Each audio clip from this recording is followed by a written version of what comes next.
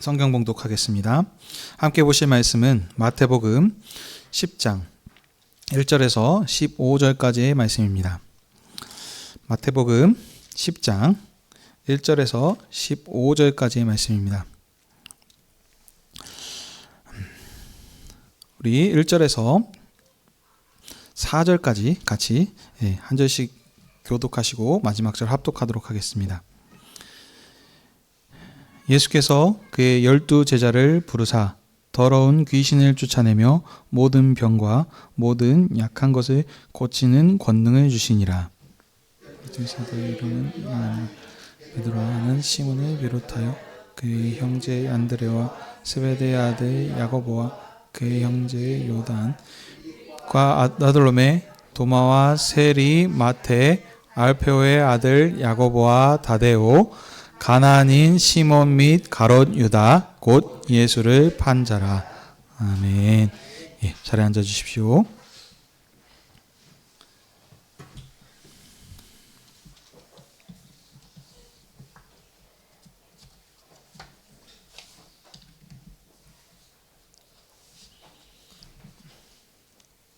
기도하겠습니다. 하나님 아버지, 오늘도 주의 백성들을 아버지 앞으로 부르셔서 진리의 말씀을 듣게 하시니 감사드립니다.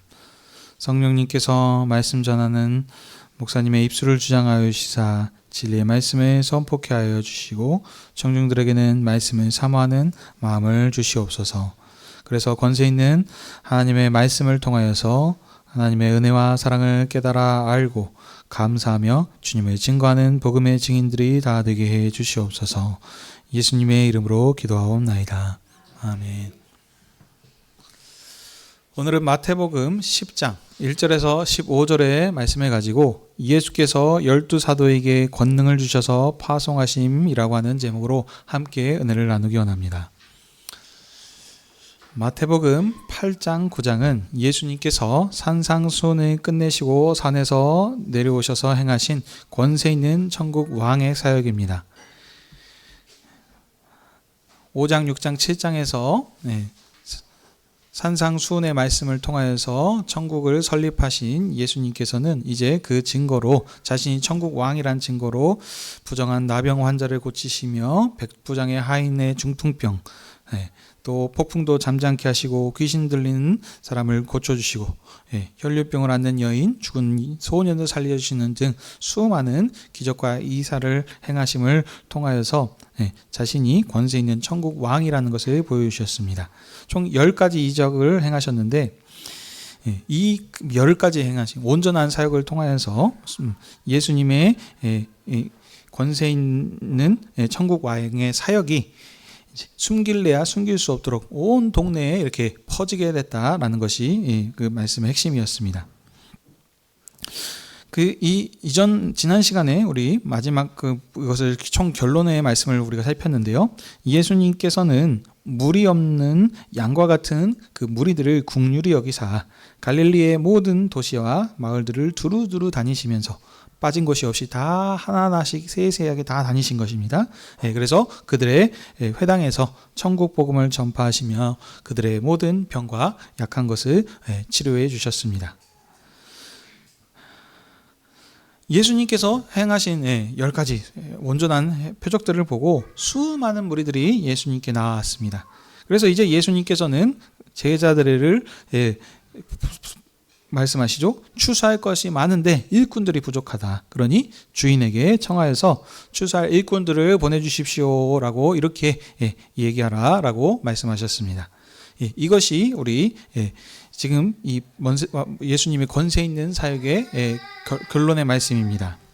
자, 그리고 이제 이런 흐름에서 오늘 본문의 말씀으로 연결이 되는데요. 오늘 본문은 예수님께서 12 제자에게 권능을 주시고 이스라엘 집으로 파송하시면서 제자들을 가르치시는 말씀하시는 이런 내용이 되겠습니다. 자, 이런 흐름에서 이제 오늘 본문 말씀을 자세히 보겠습니다.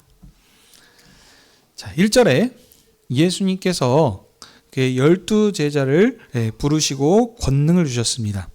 자, 1절 보시게 되면은 그 권능이 무엇인지에 대해서 자세하게 언급하고 있죠. 바로 더러운 귀신을 쫓아내며 모든 병과 약한 것을 고치는 권능입니다. 그리고 이제 2절에서 4절의 말씀을 보시게 되면은 예수님께서 그 권능을 주셔서 주신 제자들의 이름들을 나열하고 있습니다. 근데 여러분 보시게 되면 예수님께서 1절에서는 12제자를 부르셨다라고 했는데 2절 보시게 되면은 12의 사도들의 이름은 이러하니 하면서 제자가 사도로 이렇게 바뀐 것을 볼 수 있습니다. 한마디로 권능 있는 이 12제자들이 사도들입니다. 근데 이 사도는 그럼 무엇이냐? 사도는 보냄을 받은 자라고 하는 뜻을 가지고 있습니다.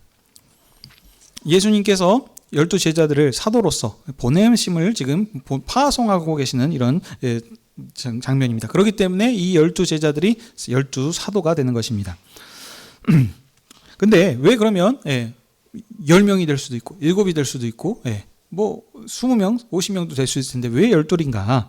이것은 그냥 단순한 것이 아니고 예수님께서 하신 것들은 모두 구약의 말씀을 성취하기 위함을 우리가 알 수 있습니다. 이 12이란 것은 이 구약의 이스라엘을 새롭게 대처하는 그런 숫자입니다. 왜냐하면 12이라고 하는 것은 이스라엘이 12지파로 이렇게 이루어져 있기 때문입니다. 이스라엘의 아들들, 야곱의 아들들이죠. 이들이 12지파를 이루고 그들이 족장입니다. 그런데 예수님께서는 지금 새로운 하나님 나라를 설립하십니다. 그렇다고 해서 완벽하게 다른 것이 아니고 구약의 것을 이어서 가지만 거기에서 새로운 나라를 이렇게 세우십니다. 그렇기 때문에 이제 이 12아들들을 대처하는 새로운 나라를 이렇게 설립하시는데 그것이 바로 이 12사도를 통해서 예수님께서는 설립을 하시는 것입니다. 그래서 이제 이 12이라고 하는 사도를 파송하심을 통해서 새로운 새 이스라엘을 이렇게 지으시는 것입니다. 그래서 12이 숫자입니다. 자, 그리고 이 12 중에서 먼저 앞서서 나온 사람이 누구입니까? 베드로입니다. 베드로는 그 제자들의 대표이며 수석 사도이기 때문에 그가 먼저 쭉 앞섰고 그 다음에 이제 베드로를 비롯하여서 이제 쭉 12명의 이름들이 나열해서 이렇게 기록되고 있습니다. 근데 여러분 여기 보시게 되면은 그냥 12명 이름을 그냥 나열하시면 좋겠는데 그렇게 되지 않고 마지막 보시게 되면은 그 4절에 가룟 유다를 얘기하고 있는데 그냥 가룟 유다다라고 하면 되겠는데 꼭 마지막에 덧붙여서 얘기하는 게 예수님을 판자라고 하는 것을 이렇게 지금 강조해서 지금 얘기하고 있습니다. 그러니까 여러분 보십시오. 권세 있는 제자들을 파송하시는데 그 권세 있는 제자들을 얘기하려면 굳이 좀 소위 말하면 이런 배신자 같은 판자의 이름을 언급을 안 해도 되거나 아니면 그 말은 빼버리고 그냥 가룟 유다다라 하고 파송을 해도 될 텐데 굳이 왜 하필 또 여기서 이 판자라는 것을 지금 여기서 얘기하고 있냐는 것을 여러분 생각해 보셔야 됩니다. 이는 또 단순하게 이것도 기록한 것이 아니고 구약의 것을 가지고 와서 이것을 성취하고 완성하는 의미로서 이것을 지금 얘기하고 있습니다. 이는 또 구약의 그러면 배경을 보셔야 되겠죠. 전에 이스라엘이 하나님 나라인데 이 이스라엘의 왕이 누구냐면 대표하는 왕은 바로 다윗 왕입니다. 그래서 다윗의 후손 왕으로 오신 예수님 이렇게 얘기하고 있지 않습니까? 자, 근데 이 다윗의 그렇기 때문에 대표하는 왕이 다윗인데 다윗의 상에서 먹었던 측근 중에서 함께 측근즉 그러니까 그 상에서 먹었다는 것은 친밀한 자, 애찬 식사 교제를 지금 얘기하시면 되겠습니다. 그만큼 아주 가깝고 친밀한 사람이었는데 그 중에 한 사람이 다윗을 배반하는 일이 있습니다. 이와 같은 지금 이 일을 여기에서 지금 예수님께서도 갖고 와서 오신 거죠. 그럼 무엇입니까? 예수님께서 다윗의 후손으로 오셨다는 것을 지금 연결해서 또 이걸 이렇게 얘기하는 것이죠. 세상 끝날에 이제 하나님께서 세상 끝날이라는 것은 구약의 종말을 얘기하는 것이고 신약 시대를 지금 언급하는 말입니다. 구약의 끝날에 하나님께서 이제 다윗의 후손 왕으로 예수님을 보내셨습니다. 그래서 예수님께서도 이제 새로운 12사도를 통해서 세우시는데 이 예수님과 한 상에서 공생의 기간 동안 3년 동안 함께 먹고 마시며 가깝게 지냈던 사람 중 한 명 누구입니까? 가룟 유다가 예수님을 배신함을 통해서 그처럼 이렇게 이 다윗에게 했었던 그 배신이 이 예수님을 통해서 이렇게 연결이 되고 성취되고 완결이 되는 이런 지금 흐름으로 이렇게 기록하고 있습니다. 자, 그러면 또 여러분 보셔야 될 것이 이 12 제자 사도들을 파송하신 분은 어떤 분이십니까? 계속해서 말씀드린 것처럼 이분은 바로 권세 있는 천국 왕이십니다. 이 권세 있는 왕께서 이 12 제자들을 지금 권세를 주셔서 파송하고 계신 것이 오늘 지금 첫 부분의 말씀입니다. 근데 이 권세 있는 왕께서 제자들에게도 똑같이 권능을 주셔서 지금 파송하고 계시는데 이 파송하고 계시는 이 이유와 목적들이 이제 뒤에서 당연히 나와야 되겠죠. 자, 그럼 5절 이제 보시게 되면은 예수님께서 이 12를 보내시는데 어디로 보내실 건지에 대해서 말씀합니다. 어디입니까? 사마리아인에게도 가지 말고 이방인에게도 가지 말아라. 보통 어디로 가거라 라고 하는데 여기서는 부정을 의미를 지금 얘기하고 있죠. 가지 말고 가지 말라라고 얘기를 하고 있습니다. 여기서 그러니까 여러분 보셔야 될 게 사마리아와 이방인은 서로 다른 의미가 아니고 같은 의미입니다. 사마리아인들은 지금 원래는 이스라엘 백성들이었는데 이들은 이방인들과 연합하여서 살았던 자들입니다. 그래서 그 구약의 율법으로 따지면 이들은 부정하게 취급을 당했습니다. 그래서 사마리아인들은 이방인과 같이 취급을 합니다. 그래서 개처럼 취급한다. 그래서 사마리아 쪽으로 가지도 않고 뺑 돌아서 가고 그렇죠. 왜냐하면 부정한 자와 접하면 같이 부정해지기 때문입니다. 그러니까 이 사마리아인이 이방인이며 같은 의미인 것입니다. 같은 것을 두 번 반복함을 통해서 이렇게 강조하고 있는 표현입니다. 그래서 이들한테는 지금 가지 말라라고 지금 얘기하고 있습니다. 이방인들한테 한마디로 가지 말라는 겁니다. 그래서 그 다음에 또 그러면 어디로 간지 얘기하시죠. 오히려 너희들은 그러면 어디로 가느냐? 오직 잃어버린 이스라엘 집으로 잃어버린 양에게로 가라라고 이렇게 예수님께서 말씀하십니다. 자, 그러면 여러분 또 여기서 생각하셔야 하는 게 이스라엘 집은 알겠죠. 이스라엘에게 가라는 얘기인데 잃어버린 양도 또 보셔야 되는데 이게 또 다른 의미가 아니고 같은 의미를 두 번 또 반복하고 있는 표현입니다. 그렇기 때문에 이스라엘 집과 잃어버린 양은 같은 의미입니다. 여기 이 한마디로 그러니까 예수님께서는 이스라엘을 잃어버린 양이라라고 이렇게 표현하고 계십니다. 여러분 이 표현 어디서 듣지 않으셨습니까? 바로 지난 시간 본문과 연결이 됩니다. 9장 마지막 절 본문의 끝부분 보시게 되면은 36절 이후에 보시면 예수님께서는 무리를 어떻게 보셨습니까? 불쌍히 여기셨는데 그들을 목자 없는 양과 같이 이렇게 여기셨다고 했습니다. 무리들을 목자 없는 양, 한마디로 이스라엘이 그 무리들인데 예수님께 나온 자들이 이스라엘인데 예수님께서는 이 이스라엘을 목자 없는 양과 같이 지금 긍휼히 여기시고 불쌍히 여기셨습니다. 그러니 지금 그러면 왜 제가 설명드렸었습니다. 이스라엘을 그렇게 잃어버린 양으로 표현을 했느냐?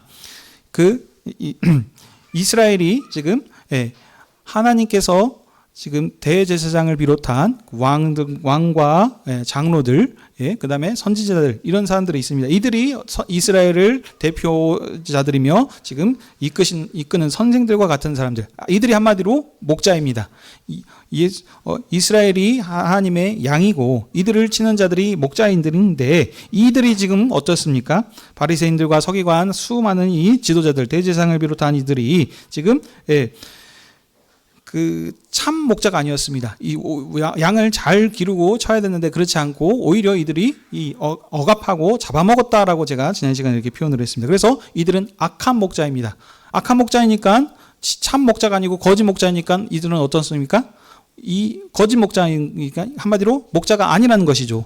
그러므로 이스라엘은 지금 목자가 없는 잃어버린 지금 양과 같은 지금 처해 있다는 것입니다.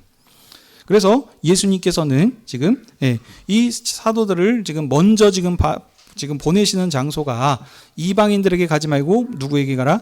이스라엘의 잃어버린 양들에게 지금 가라라고 그렇게 지금 말씀하셨습니다. 왜냐하면 예수님께서는 앞전의 본문과 말씀과 같이 지금 이들을 지금 기진맥진하여서 지금 고난 가운데 있는 이들을 긍휼히 여기시고 불쌍히 여기셨기 때문에 먼저 이들한테 지금 보내신 것입니다.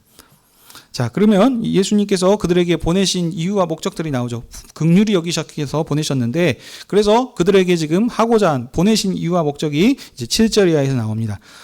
7절 뭐라고 하냐면 천국이 가까이 왔다라고 하면서 천국 복음을 전하라라고 그렇게 얘기하십니다.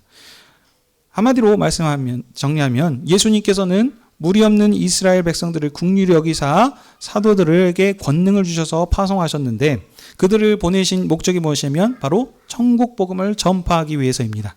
천국 복음을 전파하는데 그냥 말로만 하는 것이 아니고 어떻습니까? 그 증거들로서 천국이 왔다라는 증거로서 병든 자를 고치고 죽은 자를 살리며 나병 환자를 깨끗이 하고 귀신을 쫓아냅니다. 여러분 이 사역들이 지금 어떤 것입니까? 바로 지금 이 앞장에 8장에서 9장에서 예수님께서 행하셨던 그 일과 정확하게 일치합니다. 왕이신 예수님께서 어떠셨습니까? 5장, 6장, 7장 상상수훈을 통해서 천국 복음을 전파하시며 천국을 설립하셨습니다. 그리고 그 증거로 8장, 9장에서 10가지 온전한 이적과 표적들을 통하여서 내가 그 권세 있는 왕이다. 약속된 메시아가 오셨다라고 하는 증거들을 이렇게 보여주셨습니다. 이와 같이 이제 이 권세 있는 왕께서 제자들을 파송하십니다. 파송하실 때 권능을 주셔서 파송하시는데 그 권능이 예수님께서 행하셨던 그 권능을 그대로 이 12사도들에게 주셔서 그들도 똑같이 예수님이 행하셨던 것처럼 너희들도 가서 천국 복음을 전파하라. 그 천국이 왔다는 증거로서 이런 일들을 이적과 표적을 보여주라라고 그렇게 지금 하고 계십니다. 그러니 이는 단순한 의미가 아니고 이 제자들 예수님께서 보내신 이 12사도들은 예수님의 대리자들이 되겠습니다. 왕이신 예수님의 대리자들. 이걸 뭡니까? 왕의 어명, 칙령과 같은 의미입니다. 그러니까 이들이 지금 보내심을 받은 이 사도들이 행하는 일들, 이들이 하는 말들은 곧 어떤 말과 같습니까? 왕의 말과 같은 의미가 되는 것입니다. 그래서 이들을 이 12제자를 통하여서 이제 천국 복음을 확장시키시는 그런 지금 의미가 있습니다. 자, 그리고 이 8절 또 후반절 보시게 되면은 여기서 예수님께서 또 덧붙여서 말씀하시기를 하는 게 있습니다. 너희들이 거저 받았으니 거저 줘라라고 이렇게 말씀하십니다. 여기서 거저 받았다는 것. 이들이 지금 먼저 보냄을 받은 이 사도들은 어떤 자들이었습니까? 12제자를 예수님께서 부르셨을 때 이들 내놓을 것이 별로 없는 자들이었습니다. 어부도 있었고요. 죄인이라 여기는 세리도 있었고 연약한 자들이었습니다. 그런데 이들이 뭔가 특출나고 뛰어나고 대단한 것이 있었기 때문에 예수님께서 그들을 부르신 것이 아니고 그냥 거저 예수님께서 은혜로 그들을 12사도 제자로 불러주셔서 이렇게 은혜를 주셨던 것처럼 구원의 선물을 받았던 것처럼 이제 너희들도 거저 받았으니 그 받은 것처럼 거저 그들에게 이렇게 주라라고 하시면서 이들을 보내고 계십니다. 다 은사, 선물이었던 것입니다. 자, 그리고 이제 9절 이하에 보시면 이제 주님께서 제자들에게 이 지금 보내심을 받아서 천국 복음을 전파하는데 어떤 방식으로 이렇게 해야 되는지 그 방법에 대해서 이제 좀 설명하고 있습니다. 근데 갈 때 보시게 되면 아무것도 준비하지 말고 이렇게 가라라고 지금 얘기하고 있습니다. 여러분 전대는 지갑을 얘기하는 거죠. 지갑. 그래서 여기 지갑에다가 금이나 은이나 동 이런 것들 그러니까 한마디로 여비를 지금 준비하지 말고 그냥 가라라고 이렇게 얘기하고 있습니다. 여기서 그러면 여행인데 그러면 여러분 어떤 여행이겠습니까? 그냥 관광하려고 하는 여행이 아니고 어쩌겠습니까? 선교 여행인 것이죠. 왜냐하면 천국 복음을 전파하기 위해서 지금 예수님께서 이들을 파송하고 보내고 계시지 않습니까? 그래서 선교 여행을 해야 되는데 여러분, 그러니까 그냥 하루 잠깐 어디 여 앞에 갔다 오는 하루 일정 잠깐 짧은 거리가 아니고 오랜 기간 동안은 해야 될 여정일 것입니다. 그러면 당연히 거기에 가기 위한 필요한 짐들을 가져가야 되지 않겠습니까? 상식적으로. 그래서 뭐 배낭에다가 뭐 옷도 넣고 필요한 거기에 뭐 생필품이라든지 뭐 신이나 어떤 갈아입을 이런 것들 다 먹을 것들이나 이런 것들을 챙겨가는 것이 일반적입니다. 그렇죠? 근데 지금 여기 예수님께서 얘기하시는 것은 그런 거 저런 거 없이, 그렇죠? 아니, 돈만 들고 가도 되긴 합니다. 그렇죠? 거기 가서 숙박업소 잡아가지고 거기에서 다 주는 걸로 이렇게 해도 되는데, 근데 돈이고 뭐고 아무것도 준비 없이 지금 가라고 하는 겁니다. 그러면 여러분, 좀 고민을 해보셔야 됩니다. 왜 예수님께서 이들을 보내실 때 이런 것들이 당연히 필요한 것들인데 왜 이런 것을 준비하지 말고 그냥 가라고 지금 얘기하셨을지 한번 생각을 해볼 필요가 있습니다. 이 의미 지금 문맥에 따라서 이 지금 예수님께서 왜 이들을 이렇게 보내시려고 하면 그 뒤에서 또 얘기하고 있습니다. 이런 것들은 준비할 필요가 없습니다. 왜냐하면 일꾼은 자기가 했던 일에 대해서 몽글 것을 받는 것이 마땅하다라고 그렇게 지금 표현하고 있습니다. 그 대가를 받는 것인데 이 대가는 누구한테 받습니까? 주인에게 받는 것이죠. 고용주한테 받는 것입니다. 지금 일꾼인데 일꾼을 고용한 사람이 거기에 필요한 것들을 다 대주는 겁니다. 밥도 사주고 거기에 필요한 것들을 다 주고 이렇게 하는 거지 않습니까? 근데 이들이 지금 한마디로 지금 일꾼인데 사도들은 누구에게 고용을 받아서 어떤 일을 하라 그랬습니까? 아버지 하나님께서 지금 이들을 지금 부르신 것입니다. 그래서 앞에 본문에도 했죠. 너희 아버지께 일꾼을 추수할 일꾼이 지금 부족하니까 보내달라고 그렇게 기도하고 명하라고 하지 않았습니까? 하나님께서 이들을 지금 고용하셔서 이들을 지금 보내주신 것입니다. 권세 있는 복음을 권세를 주셔서 지금 이들이 가서 권능에 수많은 일들을 행하지 않겠습니까? 그래서 병든 자를 고쳐주고 죽은 자를 살리고 지금 엄청난 이적과 기사를 행하는데 하물며 너희들 가는 데 있어서 하나님께서 너희들을 책임져 주지 않으시겠느냐. 가서 필요한 것들을 충분히 공급해 주실 것이다. 그러니 어쩌라? 그런 거 준비하지 말고 믿음으로 가라. 라고 하는 지금 그런 의미인 것입니다. 아무것도 준비하지 말고 가라라고 하는 것은 지금 보내신 자가 어떤 분이신지 분명하게 그것을 알고 그것을 가라라고 지금 얘기하는 것입니다. 왕께서 그들에게 필요한 모든 것들을 공급하고 계시니 필요하면 어떻겠습니까? 엘리야 선지자처럼 까마귀를 통해서 먹을 것이라도 물어주실 수 있게 이런 식의 다 공급해 주실 것입니다. 그러니 가서 너희들은 그런 거 준비하지 말고 그 일들을 지금 가서 행하라라고 얘기하고 있습니다. 자, 그리고 이제 또 보시게 되면 이제 11절 이하에 보시게 되면 너희들이 거기 가서 성에 가게 되면은 합당한 마을을 자를 찾아내서 거기서 머물게 될 것인데 이들을 통해서 하나님께서도 그들을 먹이고 입히시고 행할 수 있도록 이렇게 할 것이다라고 얘기합니다. 근데 그래서 그러게 되면 너희들이 그곳에 거기 가서 거기에서 평화를 빌어주고 하면은 그 하나님께서 그 섬겨준 자들에게 그 은혜를 베풀어 주시고 평안을 주실 것입니다. 근데 반대로 오히려 이 온 자들을 이 권세 있는 천국 왕의 증인들을 거절하는 또 자들이 있을 수 있습니다. 영접하지 않는 자들은 어떻습니까? 심판을 받을 줄 알라라고 그렇게 지금 얘기하고 있습니다. 그러면서 거기서 지금 그 심판의 예로 지금 드는 것이 뭐냐면 바로 소돔과 고모라에 대해서 얘기하고 있습니다. 심판 날에 소돔과 고모라가 심판을 견디기 쉬울 거라고 하고 있습니다. 그러면 여러분 이 소돔과 고모라는 어떤 겁니까? 구약에 아브라함 시대 때 나오는 그 도시죠. 아브라함의 조카 롯이 거기에서 살고 있었던 데인데 여기가 너무너무 악하기 때문에 하나님께서 아브라함에게 아들이 태어날 것이라는 기쁨의 소식을 전해주시면서 그 가실 때에 하실 일을 얘기하시죠. 거기에 의인이 있으면 멸하지 않겠다라고 하는 이 지금 얘기입니다. 그러니까 이 소돔과 고모라는 어떠냐면 이 의인이 없음을 통해 가지고 심판을 받아 불과 유황으로 심판을 받아 멸망한 대표적인 그 케이스의 도시가 이 소돔과 고모라입니다. 이 심판을 상징하는 이 소돔과 고모라가 어떻습니까? 훨씬 더 쉬울 것이다라고 그렇게 얘기하고 있습니다. 그러니까 무슨 얘기냐면 지금 보냄을 받았던 너희들 제자들을 너희 거절한 그들은 지금 더 큰 심판이 있을 것이다라고 지금 그렇게 지금 엄벌이 있을 것이다라고 그렇게 경고하고 있는 말씀입니다. 그러면 왜 그러겠습니까? 왜냐하면 지금 보냄을 받은 이들이 지금 어떤 자들입니까?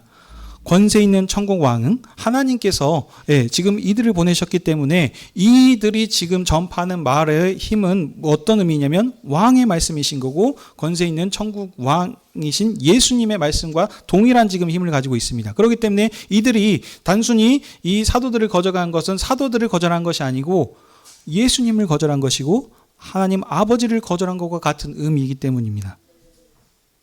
그러니 이 왕께서 보내신 왕의 말을 거절했으니 이 마지막 때에 이들이 이 소돔과 고모라보다도 더 큰 지금 심판이 있을 것이다라고 그렇게 지금 경고하고 계십니다.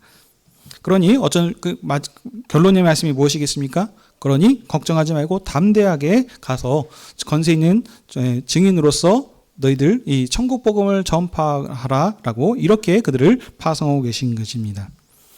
말씀을 맺겠습니다. 예수님께서는 12 제자들에게 권능을 주셔서 이스라엘의 잃어버린 양에게로 파송하셨습니다. 그 12 제자들을 사도로 세우셔서 그들을 파송하셨는데 베드로를 비롯한 12 사도들이 있는데 그들 가운데 보시게 되면 지금 이들이 가가지고 행한 일들이 무엇이겠습니까? 바로 예수님께서 행하셨던 그 일들을 동일하게 반복합니다. 죽은 자를 살리신 것이 예수님만 하신 것이 아니고 이들도 이 일들을 행하셨다는 겁니다.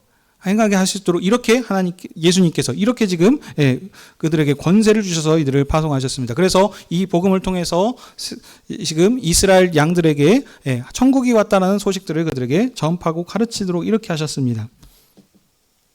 그러면 근데 여러분 이 일들을 행하는 가운데 어떤 사람이 있었습니까? 가롯 유다라고 예수님을 판자, 배반한 자가 있었습니다. 이들의 이 복음을 전파했을 때의 결과들이 나중에 나오겠지만 영접하고 예수님을 따르는 자들만 있었던 것이 아니고 예수님을 왕의 복음을 듣고도 이것을 거절한 자들이 있습니다. 그리고 마찬가지로 여기 파송을 받았음에도 불구하고 이 유다가 예수님을 배반하고 하는 이런 일들을 행하지 않습니까? 그래서 이 유다가 오히려 대제사장들과 예수님을 거절한 자들과 연합함을 통해서 예수님을 팔아 넘기고 그래서 십자가에 못 박게 하는 이런 지금 일들이 나타나는 것도 있습니다. 하지만 이것이 끝이 아니고 오히려 하나님께서는 이 가룟 유다의 배신을 통해서 온 세상에게 예수님을 십자가에서 구원하시고 부활하심을 통해 가지고 구원이 될 수 있도록 이렇게 하나님께서 은혜를 베풀어 주셨습니다. 주님이 잡히시는 이때에 가룟 유다의 배신을 통해서 제자들이 이 권세 있는 자들이 파송을 받아서 그 수많은 역할들을 실제로 해냈지만 끝내 뿔뿔이 흩어지고 연약한 모습들을 보였습니다. 수석 사도 베드로라고 하는 자도 예수님을 3번 다구르기 전에 부인함을 통하는 이런 연약한 모습들이 있었습니다.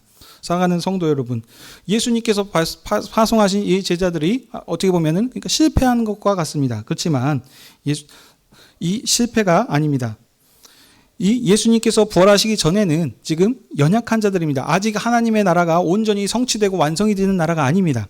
예수님께서 십자가에서 죽으시고 부활하신 이후에 오히려 다시 예수님께서 그들에게 찾아와 주셔서 그들을 사랑으로 섬기시고 품고 그들의 다시 믿음을 강하게 하셔서 이제 다시 이들을 세상으로 파송하십니다. 이번에는 어디로 보내시냐면 이스라엘에로만 가로가는 것이 아니고 이제 모든 족속에게 천하 만민에게 가서 이제 그들을 다 주님께로 돌이키는 역할을 하라고 이 12 사도들을 이제 세상으로 보내셨습니다.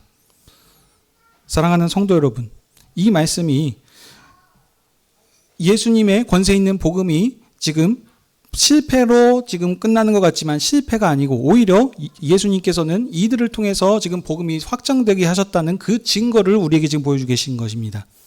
우리가 어떤 자들이었습니까? 이방인들이었습니다. 하나님을 몰라서 구원받지 못한 것을 통해서 죄 가운데서 하나님 안에서 떠나서 그런 지금 매여서 있는 이 연약한 자들에게 복음이 전파되게 하셔서 주님을 알게 하시고 이 복음을 듣게 하셔서 이 자리에 지금 앉게 하신 이것이 지금 예수님께서 하셨던 권세 있는 복음의 결과란 사실입니다. 우리들은 어둠의 권세 아래서 조상의 대대로 귀신을 섬기면서 우상의 권세 아래 있었던 자들입니다. 그런 자들, 소위 말하면 잃어버린 양과 같은 자들이 아니었습니다. 우리는 더 그냥 완전 그런데도 불구하고 이 권세 있는 복음이 이 사도들을 통해서 예수님을 죽음의 권세, 십자가의 죽음의 권세 이후에는 이들이 예수님을 배반하고 돌아왔던 것들을 다 내려놓고 십자가에 죽기까지, 이들도 사도 베드로는 거꾸로 죽임을 당하다가도 하지 않았습니까? 이와 같이 죽기까지 예수님께서 하셨던 그 권세 있는 사역을 다 완성하였습니다. 그래서 그 결과로 우리가 이 복음이 초대교회를 설립하게 하셨고 세상 끝까지 퍼지게 하셔서 이 머나먼 대한민국까지 우리에게까지 이렇게 전파되게 하셨습니다. 사랑하는 성도 여러분, 우리들이 이 복음을 받은 것은 제자들과 똑같습니다. 오히려 더 큰 은혜가 있습니다. 왜냐하면 우리는 잃어버린 양들이 아니었습니다. 그런데도 불구하고 무궁하신 은혜와 사랑으로 우리를 하나님의 권세 있는 자녀들로 이렇게 선물로 주셨습니다. 아무런 대가 없이 그냥 거저 하나님의 사랑하심과 은혜로 우리가 선물로 이것을 받은 것입니다. 우리가 이 상에 앉은 것은 하나님의 은혜로 이것을 우리가 이 상에서 앉아 있는데, 그러면 오늘 이 말씀은 우리에게 어떻게 적용해야 되겠습니까? 우리가 예수님께서 제자들을 부르시고 사도로 파송하시면서 천국 복음을 전파하라고 그들에게 권세를 주셔서 그들을 파송하셨습니다. 그러면 우리에게도 동일하게 적용해야 되겠습니다. 그렇지만 우리는 여러분 사도들은 아닙니다. 사도들의 시대는 끝났습니다. 더 이상의 사도는 없습니다. 그래서 이제 지금에서도 이 상황에서도 사도라고 하는 자들은 그것은 이단이며 그것은 거짓입니다. 왜냐하면 이들은 예수님을 보고 예수님께 직접 파송을 받은 자들, 보내심을 받은 자들이 사도인 겁니다. 그러나 우리는 예수님을 직접 그 곁에서 살아계셨을 때 그것을 목격하고 본 자들이 아니고 이제 복음의 전파됨을 통해서 우리 그것을 받은 자들입니다. 그렇기 때문에 우리가 있는 그 사도들이 했었던 초대교회 같은 그런 권세와 죽은 자를 살려내고 병을 고치는 이런 은사들을 우리 가운데 있지는 않습니다. 그렇다고 아무것도 없는 것이 아닙니다.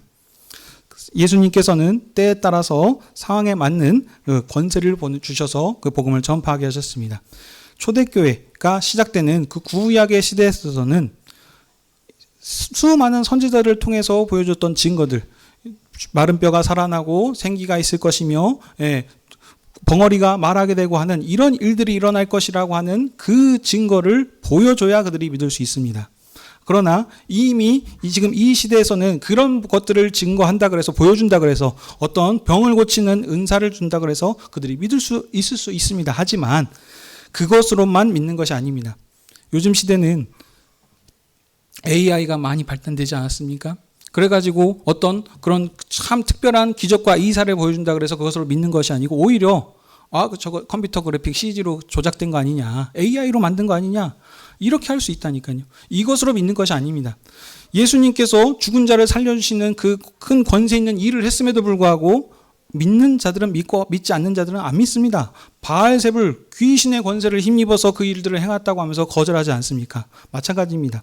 지금 이 시대 선교지와 같은 그런 이제 막 복음이 전파되게 한 곳에서는 그런 참 놀라운 그런 초인적인 그런 기적과 같은 일들이 일어나긴 합니다. 하지만 이미 어느 정도 복음이 성숙해서 한 곳에서는 이런 일들이 아니더라도 삶에서 주님의 사랑을 느낌으로 이 제자들이 권세 있는 복음의 증인으로서 나간 것은 다른 것이 아니고 주님의 사랑함을 참으로 깨달았을 때, 그것을 가지고 갔을 때 죽음을 두려워하지 않고 나가서 초대교회를 설립하고 일들을 행하지 않았습니까? 동일합니다. 우리들의 능력은 우리들이 어떤 뛰어나고 말하는 언변에 있고 우리의 어떤 행동들이 아무런 도덕적인 흠이 없어서가 아니라 주님을 사랑하는 그 사랑함을 통해서 모든 것들을 다 능히 행할 수 있습니다. 그러므로 사랑하는 성도 여러분, 오늘 주님의 상에서 우리가 주님이 주시는 이 피와 살을 먹고 마실 때 다시 한번 주님께서 우리에게 하고자 하는 그 은혜가 무엇인지, 우리들이 어떤 존재들인지 이것을 생각하면 나아가시는 여러분이 되시기 바랍니다. 주님께서 우리를 사랑하여 주셨습니다. 아들까지 내어주신 이 주님의 사랑이 하물며 우리 삶에서 일어나는 여러 연약한 일들이 있을 거, 고통과 힘들이 있을 때 이것으로 인하여서 우리를 넘어지도록 이렇게 내버려 두시겠습니까? 그냥 가라.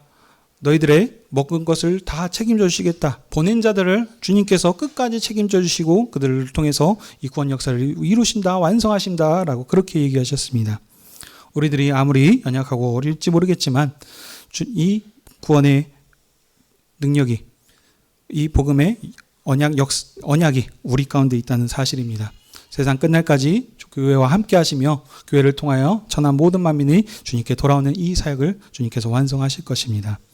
그러므로 우리가 세상 가운데 복음대로 살다 보면 이 복음을 돌아오는 자들도 있겠지만 오히려 그거는 소수일 것이고 복음을 대적하고 이것을 거절하고 핍박하는 자들이 만날 수 있다는 것이 더 많습니다.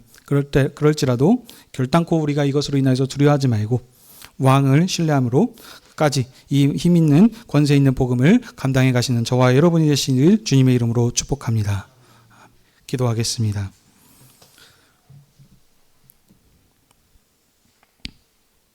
사랑의 하나님 아버지, 오늘도 저희를 주님 앞으로 부르셔서 주님의 음성을 듣게 하시고 우리를 향하신 주님의 사랑을 알게 하시니 감사드립니다.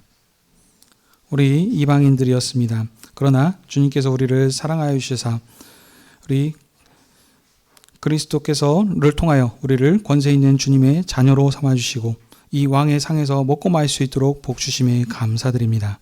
이것만으로 인해도 너무나도 큰 감사가 넘치는 일인데 이것으로 끝나지 않고 우리에게 정말 권세 있는 주님의 증인으로서 세상에 나가서 이 천국 복음을 전파할 수 있도록 우리를 파송하여 주셨습니다. 주님, 우리가 주님의 증인으로서 세상에서 빛과 소금으로서의 역할을 잘 감당케 하여 주시옵소서.